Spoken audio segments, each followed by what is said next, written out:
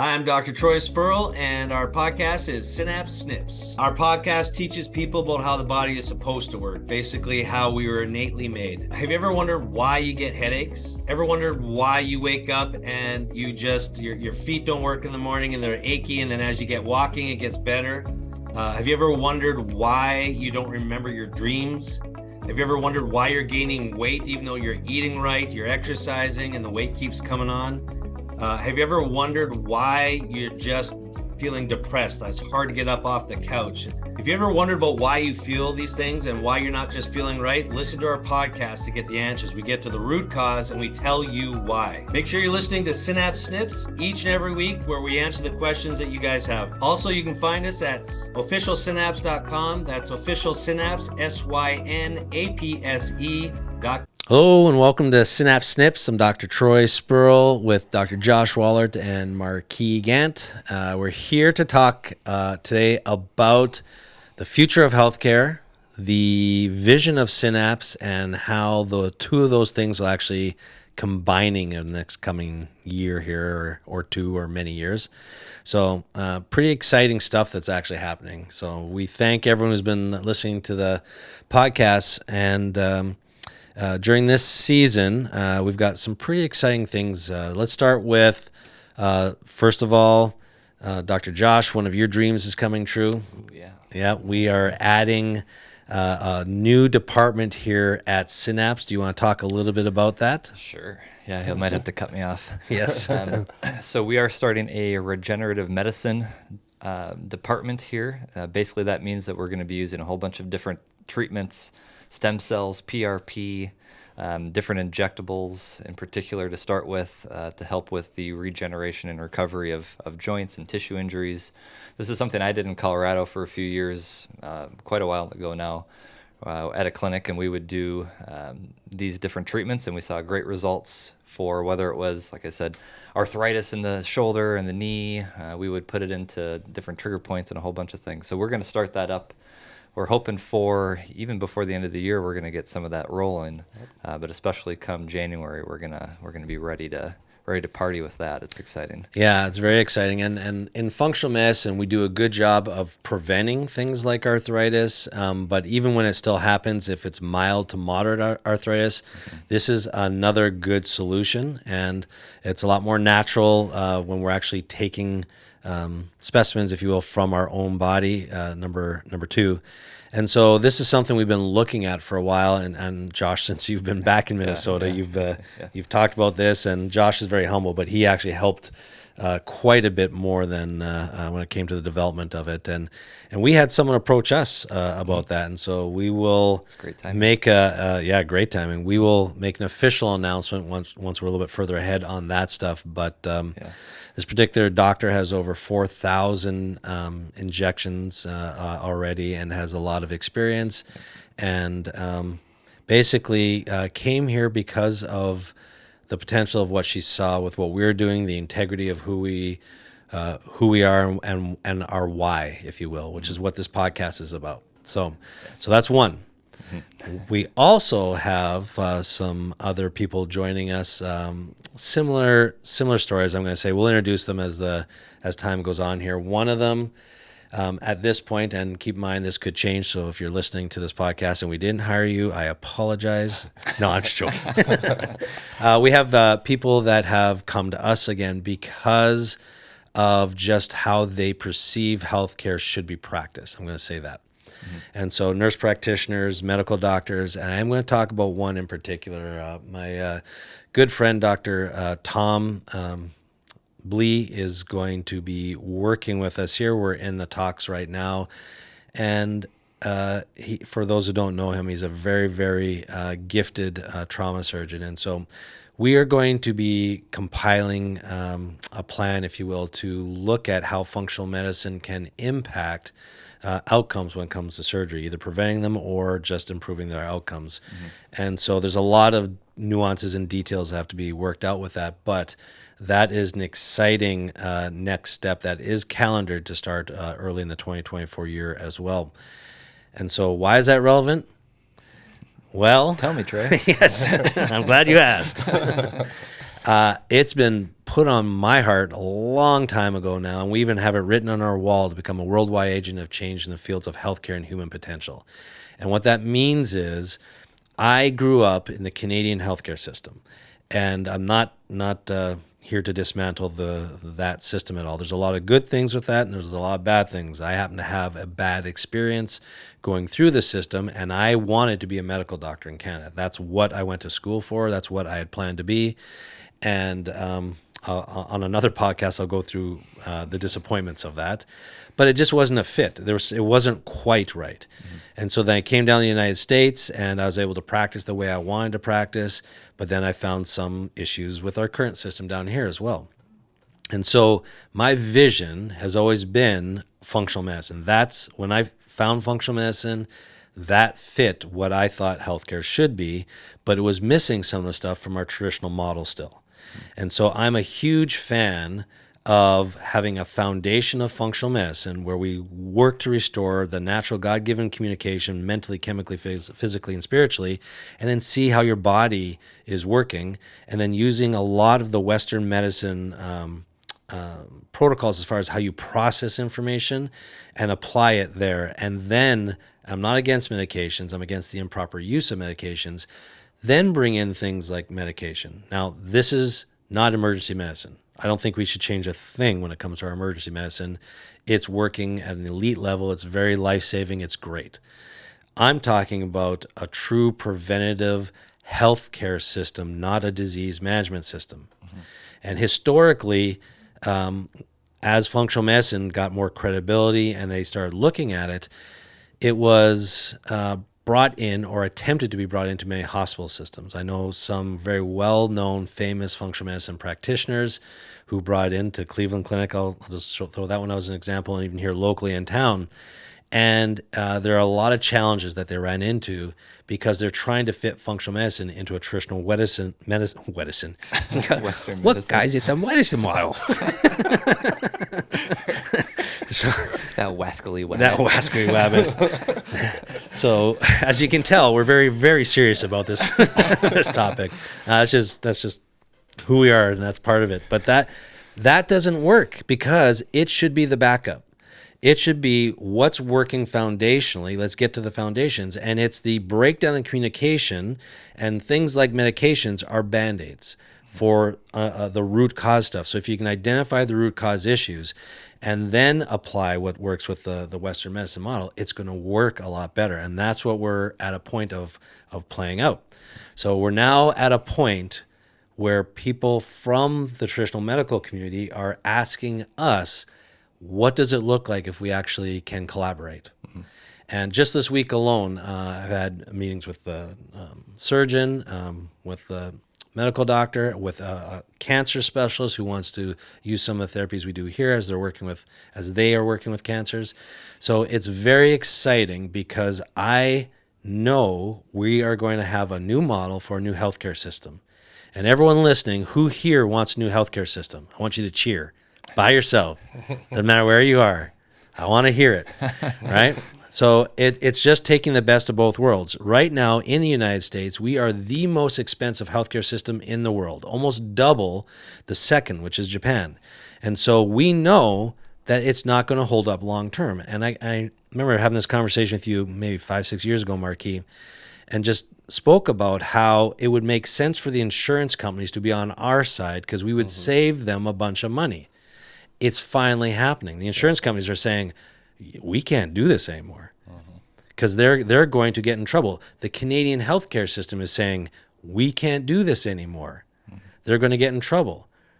And so there's a lot of talk of not enough money to actually facilitate the type of healthcare that's going around.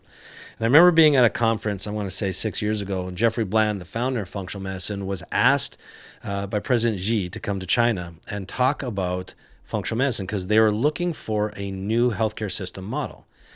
And this is Dr. Bland talking. He said the conversation they had was after he explained functional medicine.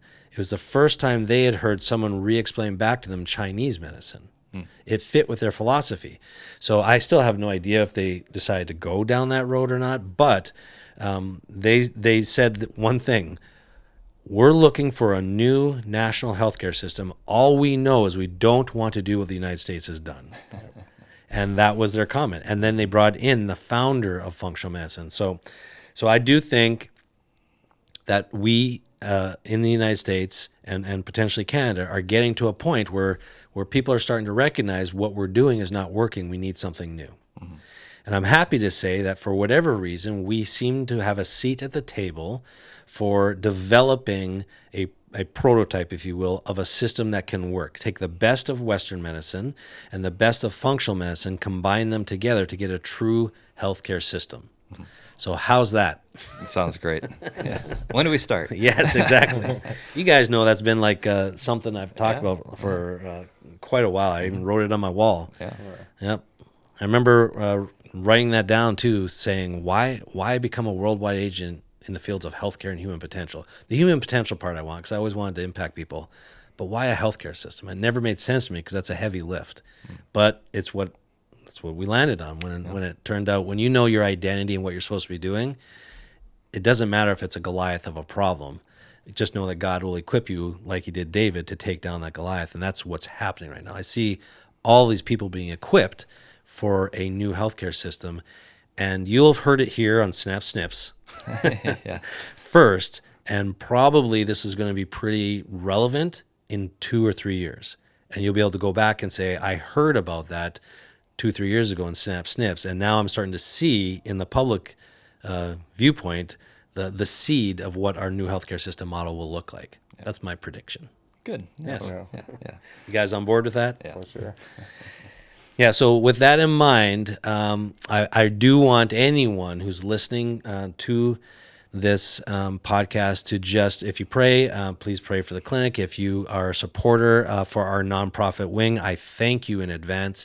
If you didn't know about our nonprofit wing, please go to our website and you can look up how to donate or donate when you're here, or just come to one of our events. It's State of Grace is our nonprofit wing.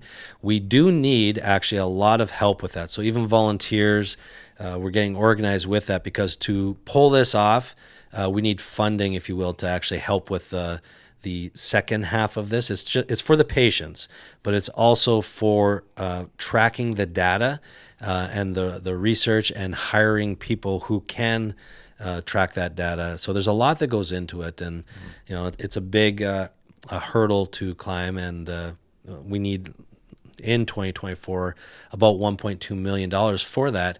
And that sounds like a lot of money to a lot of people, which it is. But I mentioned it to one other individual, and they said, "Oh, I'll put you in touch with this gentleman." And yeah, I believe with his nonprofit, he has to generate $1 million an hour for him to hit his goals for what they do. Yep. I'm like, well, okay, we just need that for a year. Yeah. So all these doors are opening, and we want everyone just to be aware of that, so you can support us in the way that you can best support us for that part of it, so that then we can pour into the people and help create a new healthcare system that's not just about Synapse, but about the people, and not driven by dollar choices, not driven by insurance coverage, not driven by pharmaceutical companies, and that's probably a whole other podcast. But what we're looking to do is to bring something around that truly serves the people. That's not a disease management system. That's not dictated by what it gets covered. It really kind of just rubs me the wrong way when people make decisions about their health based on how much money they have. That's not right. Yeah. It shouldn't be that way. If you want to be healthy and you know something that can help you be healthier, not necessarily an expensive Band-Aid, but actually be healthier, and you can't afford it, that's not right. Oh, it's a shame. Yeah. Mm-hmm. So we're going to be working hard to create that. People for years have asked me, when are you going to go and network for insurance? I said, when they start covering the stuff that actually works to help prevent the need for these things down the road. Because a lot of people don't know that we started in insurance world. And when I did the math, after 1 year, I was making $8 an hour, because I was spending all this extra time working on people, fixing the problems that needed to be fixed, but they weren't recognized by the insurance company as necessary. Therefore, we're not reimbursed. So I made a decision. I either have to get out of network or I go across the street to work at the Holiday, at the time, a gas station, for a raise. Yeah, exactly. Yeah. And so we went out of network, and since then we've been working on the process, the system, the template, if you will, and the right people have started to come alongside and work with us here, and we're just all of a sudden getting some momentum, and the timing is right. Yep. So pretty exciting. I'm excited. Yes. Well, this is why a lot of people come in and work here. This is a unique place that has a unique vision. There are other functional medicine locations and providers, but not any that I know of that have the goals that Troy's had and that this clinic has to develop a whole new system, and the pieces really are coming together. Yeah. Let me ask you this. Did you guys ever think that was going to happen early on when you saw just how we failed forward, or just how clumsy things were? I mean, you guys got to... Because it was forward, I always had hope. Yeah, right? Exactly. Yeah, I didn't fall off. We didn't fall off the mountain completely. Yeah. I feel like it's happening faster Yes. than what I thought, for sure. It's accelerating. Yeah. Yeah, it definitely. seems to be Recently right it's been, now. Yeah, recently for sure. Yeah. Yeah, we've talked about this in the past, but there are many times, even through the process, I kind of felt like giving up and then would just get back up. And I used to joke with some of my close friends that my spiritual gift was getting knocked on my butt and getting back up. Like that's the gift God gave me, was I had the ability to get knocked down and stand back up. But I've never experienced what we're experiencing right now, so I'm kind of basking in it as all these doors are opening, and we're ready for this time, this season. So if you're listening to this and you're on board with that vision, you can get involved if you want. You can become a patient if you need that. You can refer people if you need that. But the more support you can give us through prayer and actual action, we will receive that, because, like I said, this is a big goal, big task. And there's some stuff I haven't mentioned that I'm not going to, but just know that I'm also being put in front of people who are really important decision makers when it comes to what happens with our nation potentially, and just healthcare system, things like that. So it is interesting who has become part of our inner circle and just what's happening. So we'll see how the rest of it plays out. But to go from where we are right now to where we were even 10 years ago is remarkable. So yep. Just thankful for the opportunity, and just all you guys and everyone that's working here for us and for that vision. And I'll say this: when you have a vision like this, you attract people who want to be part of that, right? We don't have anyone who has a just want to show up to work and not work type of mentality. Or if they do end up here, they don't last long. No, so it's been a blessing that way. So I know this is short and sweet, but we want to make sure we got that message out. 2024 is going to be a big year, a lot of roller coasters, a lot of curveballs that'll come our way. We already know that. We're getting good at navigating that quite a bit. If you can navigate COVID, you can navigate what's coming next. And so, and I'm going to say this. I'm actually going to say this part of it, because I've had a lot of private conversations with a lot of doctors, and this is for peace of mind for people who might see, if you see your healthcare hospitals or something starting to collapse, or something's not quite right, don't worry about it. It's not necessarily a bad thing, because for something new to come up, it's kind of like going to the gym. You've got to tear down the muscle to get a new and bigger and better muscle. You're going to see some things within the traditional system start to collapse. That's not a bad thing. They're just going to be replaced with a slightly better version for that system. The most important thing is that people are taken care of, and I want people to hear that there's a lot of doctors working behind the scenes. And it's not just what we're doing here. I've caught wind of other doctors who are doing the very, very same thing from a traditional point of view, but they just want the doctors in charge. And that's how it should be. There was a time when doctors and doctoring was at its best is when the doctor had their office, and right beside their office was their lab. And that's when doctors kind of shine. And that's how the Mayo Clinic was originally founded and started.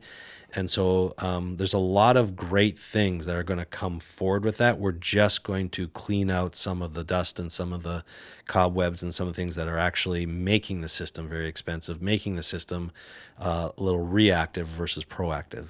So don't be afraid if you start to see some things, because we are going to be taken care of and we are being equipped, and there we are going to have a new system. Great. Love it.